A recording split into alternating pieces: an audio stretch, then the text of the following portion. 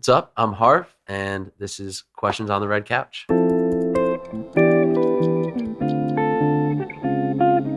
My new single, Daisy, released today. Describe how you're feeling. I feel good. I think this song for me is a new thing because I feel like I've tried to take myself a little too seriously in the past. And this song is just something fun and upbeat. Um, it's a change of pace for me, and I'm feeling good, at least so far. The reception has been good. So yeah. I actually played this song for the first time like a year ago now at my senior recital at school, and some of my friends that were there have been like asking for it a lot since. So it's been in demand. It feels good to have it finally out. How has being in high school theater affected my artistry? Damn, you guys did some digging. Found that I was a theater kid in high school. Um, it definitely helps me feel a lot more comfortable on stage. I love being on stage. I love interacting with audiences. That's like my favorite part of the whole thing. Um, I think Broadway melody too has such a distinct sort of thing to it that has sort of impacted my songwriting and lyricism too. They have unique styles of songwriting and lyricism. I kind of feel like that's had a bit of an influence on me. Um, and other than that, I think just confidence. Like I've been performing since I was little. I've been expressing myself since I was very little. So it's just something I've been used to doing for a while. Even so, like putting out my first song was super nerve wracking, but like I don't think I would have been able to make that step at all if it hadn't been for like a background in performance and putting myself out there. So yeah, shout out all my theater friends and teachers from high school. What was the music scene like in Connecticut? Interesting. It's like fine. The people that are there are good, but it's not like it's not a music place per se. I had great music in high school. I was in a great high school choir, a great high school songwriting class, music theory. I went to a great high school with great teachers and other kids that were pretty talented. So that's basically it. It's not like there aren't live music bars to go dance at a whole lot in Connecticut. It's not really like that, but it's a great place. How did I recruit members for my band, Dog Park? Well, it's not. Yeah, Dog Park. I started my junior year of college with a couple of my buddies. Uh, I guess they were just the only dudes that I knew at school, the only people that I knew at school who played instruments that wanted to be in a band. And they happened to be like my buddies, obviously. Um, but I just wanted to play like one show in my basement. So I built a stage.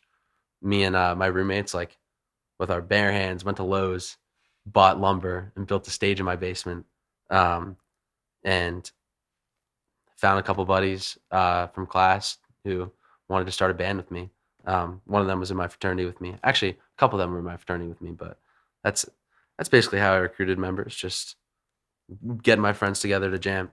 Um, it's the easiest way to do it if you want to start a band. Just find other people that play music. We weren't very good when we started, by the way. We had to practice and play a lot before we were good. So start somewhere. When I write a song, how do I decide whether to keep it or pitch it to a band? That's a great question. I think I've only pitched like 4 songs to the band. I think every song falls on a scale of this is like super personal to me and I don't want anyone else touching it, to like this is fun and I want to share it with others. Um, so I guess the songs that are closer to over here uh, kind of fall more into the category that I would want to pitch them to the band. But every song is different. And there are songs that are over here that the band likes, and we ended up playing live sometimes. It all depends. But really, it's about what do I think they're gonna like and want to play versus what do I want to keep for myself.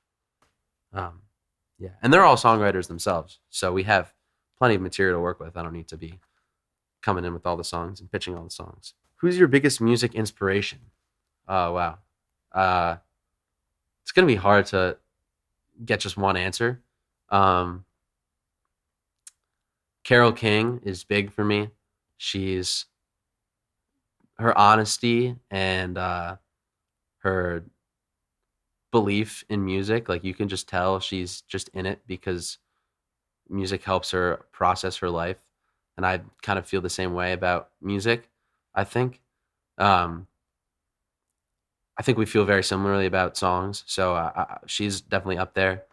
Um, I love Adrienne Lenker, kind of in the opposite way, where I think me and Adrienne are like super different, but have so much respect for what she does.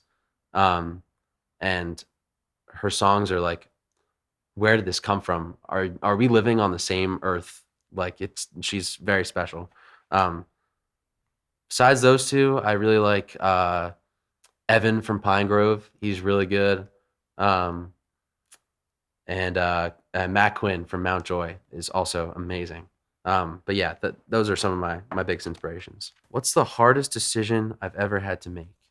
Yeah, the first thing that comes to my mind, I guess, is a thing called pig roast that we do at my school every year. Um, I don't know if that's a story that I I should share, but basically, um, I had to decide between playing at my fraternity and somewhere else, and I ended up having to delay performing for my fraternity until pig roast this year. So I'm gonna go back and perform for them this year. But last year, um, my dog park wanted to play somewhere else, so I had to go and play with them, which was really hard. That was a tough decision.